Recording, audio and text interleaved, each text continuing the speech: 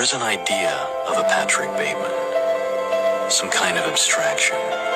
I simply am not there. While this isn't the worst depiction of psychopathy I've ever seen, it's up there. Patrick Bateman is almost a robotic version of what I feel like a director thinks psychopathy is, based on whatever. Anti-aging eye balm followed by final moisturizing protective lotion. There is an idea of a Patrick Bateman. For an example, this morning routine scene, again, every psychopath's different, I can only speak for myself, but I'm way more like careless and impulsive.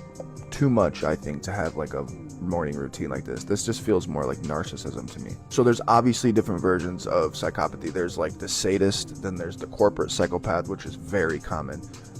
But with Patrick Bateman, he's almost just robotic, and it's just very obvious that he's a psychopath, when in reality in this movie he works on Wall Street, that whole thing, so he would be blending in much more than this. This is just like pop culture Hollywoodized 101.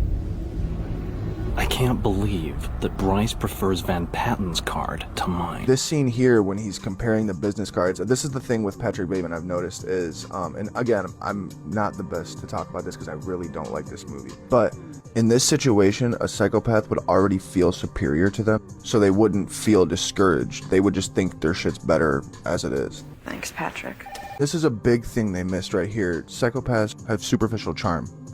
I don't think Patrick Bateman at any point in this movie, I don't think anyone thinks that he is superficially charming at all. In fact, I'm pretty sure Paul Allen views him as kind of like a dork at some points, which that just wouldn't be the thing.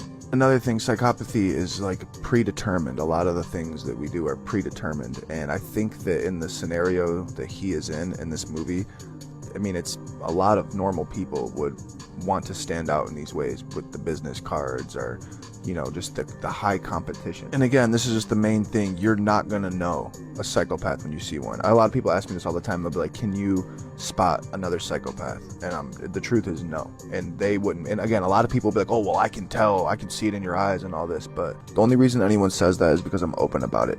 Simply because it benefits me as a horror author. Unless you're like maybe a UFC fighter, that'd be dope promo. But a horror author or a UFC fighter, I can't think of another scenario where it would benefit you to out yourself as a psychopath. Like someone like Logan Paul, who is like one of the most obvious psychopaths I've ever witnessed. Like it doesn't benefit him, or most, I would say literally most, probably 99% of psychopaths, it wouldn't benefit you to come out about it. I don't see how it would.